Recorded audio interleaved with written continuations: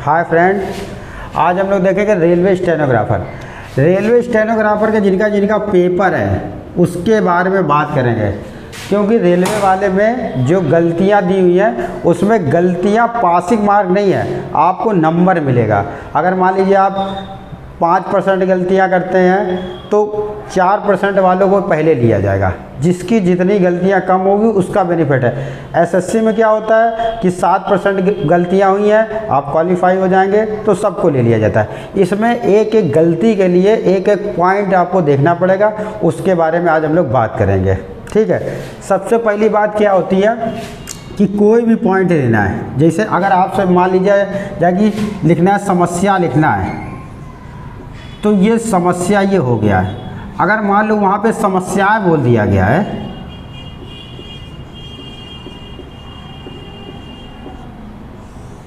तो समस्याएं लिख दिया गया है, तो आपको समस्याएं ही लिखना पड़ेगा। अगर आप सोच रहे हैं कि ये समस्या लिखा और हमने समस्याएं लिख दिया या समस्याओं लिख दिया गया है, जो बोला गया है उस पे ही वर्क करना है केवल हम लोगों को। अगर समस्याओं लिखा है तो यहाँ पे इस पे एक एक चीज़ के लिए गलती करनी है। कुछ लोग क्या करते हैं कि समस्या बोला और सोचा कि समस्या लिख गया तो गलत माना जाएगा वहाँ पे, इसलिए क्या करना है, जो बोला गया है उस पर। और छोटी छोटी वीकनेस वाली चीज़ें होती उसको हम बता दें, रेलवे में बहुत आपको फ़ायदा करने वाली है। क्योंकि गलतियाँ कम कैसे होंगी, ये मैटर तो सभी लिख लेंगे, लेकिन मैटर को समझाना है कि कैसे क्या लिखना है। नंबर 1, अगर मान लीजिए अगर आपने में लिखा है वहाँ पे और में अगर आपने डॉट नहीं लगाई है तो ये गलत ही माना जाएगा। हो सकता है कि ले पास कर दे, लेकिन तो आपको बता दें जिनके में डॉट लगा होता है या नहीं लिखा हुआ है, जिसे नहीं लिखा यहाँ पे डॉट लगा उसको ही लिया जाएगा।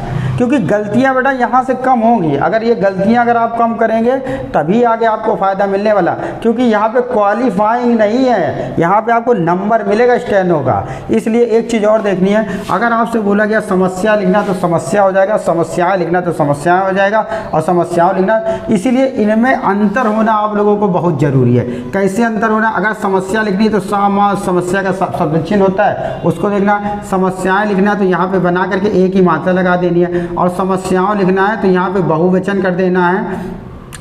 ठीक है, तो इससे क्या हो जाएगा, तीनों में अंतर, एक एक गलती को पकड़ना है और एक एक। ये तो रही पहली बात, ये हो गई है। अब दूसरी चीज़ हमने आपको बता दिया कि में डॉट रहेगा, नहीं में डॉट रहेगा, है में डॉट रहेगा। जहाँ जहाँ बहुवचन होता है, अगर मान लो लिख दिया जाए आपको वे घरों में जाते हैं, अब ये वाक्यांश लिखा हुआ है, इस वाक्यांश में आपको गलतियां मिलेंगी। लिखा आपको लग रहा होगा सही है, लेकिन यहाँ पे 2-3 गलतियां हैं। जैसे घरों में डॉट लगाया बिल्कुल सही है, में डॉट रहेगा, और यहाँ पे वे मिल जाएगा जब बहुवचन होता है तो आखिरी में ये रहेगा। ठीक है, और दूसरी चीज़ भी क्या होती है, अगर ये यहाँ पे इसको हो गया, अगर मान लीजिए आपको क्या वह काम कर रहे हैं, अगर यहाँ पे लिखा क्या वह ये काम कर रहे हैं, तो इसमें भी बेटा 2 गलतियाँ हो जाएंगी। नंबर 1, यहाँ पे सबसे पहले तो क्वेश्चन मार्क लगेगा।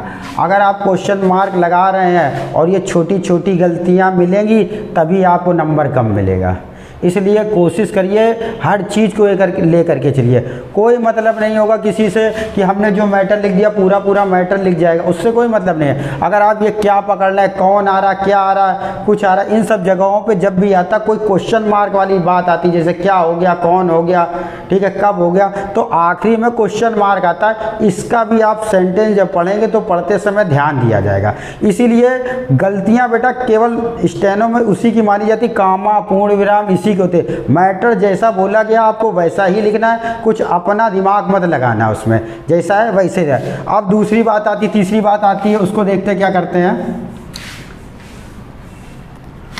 अगर मान लीजिए स्टार्ट हुआ है, जैसे स्टार्टिंग होगा, स्टार्टिंग वगैरह कोई भी मैटर चालू होगा तो उसमें जब आप चालू होगा तो उसको आप टैब दे के लिखेंगे, टैब दे के लिखेंगे, टैब दे के लिखेंगे तो क्या होगा, जब टैब देंगे या स्पेस देंगे, क्योंकि जैसे लिख रहे हैं वे घर में जाते हैं, और आपने यहाँ से पूरा मैटर ऐसे ऐसे लिख दिया, क्योंकि यहाँ तो टैब दे दिया, फिर यहाँ से ऐसे ऐसे पूरा मैटर आपने लिख दिया।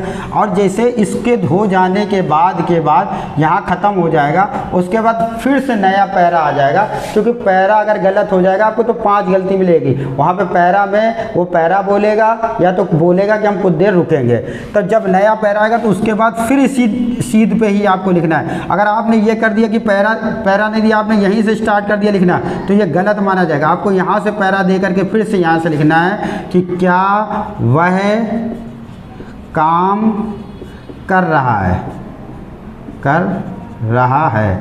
ऐसे आपको लिखना है। जैसे जैसे आपको ऊपर वाले में टैब दिया जाएगा ऐसे इसमें भी दिया जाएगा। जैसे जैसे आपको बढ़ते जाना है वैसे टैब और आपको देते जाना है। छोटी छोटी गलतियां हैं, इन्हीं से आपको एक एक गलती के लिए अगर आप 1 गलती 2 गलती करते हैं, कम से कम 1000 लड़का आपसे आगे चला जा रहा है। जितनी अच्छी क्वालिटी आप टाइप करते हैं, जब भी मैटर आप टाइप करें तो कोशिश करें हर चीज़ मिलाएं। में डॉट है, नहीं में डॉट है, बहुवचन है, क्वेश्चन मार्क है, जितना हो सके उतना आपको याद रखना है। और एक चीज़ और देखते हैं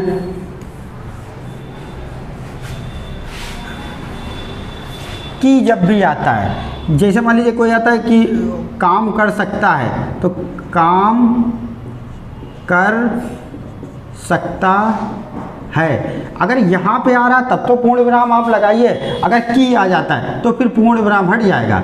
ये भी चीज़ों को आपको ध्यान रखना है। जितना ज़्यादा आप क्लियर करेंगे, जितना ज़्यादा छोटी छोटी चीज़ों को पकड़ लेंगे उतना ज़्यादा था। स्टेनो तो अब इतना लड़का प्रिपेयर हो चुका है कि अब जो मैटर बोला जाएगा वो लिख रहा है। अब गलतियाँ आपकी बेटा यहाँ बचानी है, और जितनी आप अच्छी गलतियाँ यहाँ पर बचा लेंगे उतना भविष्य में आगे फ़ायदा हो जाएगा। रेलवे का पेपर है स्टेनोग्राफर का, 27 तारीख को पड़ा हुआ है इलाहाबाद वालों का। तो उम्मीद है कि जितना हमने आपको बताया सबको समझ में आ जाएगा, और इसी बेस पे आप करिए, काम करिए। अगर किसी को भी कोई भी समस्या आ रही है तो आप हमसे पूछ सकते हैं।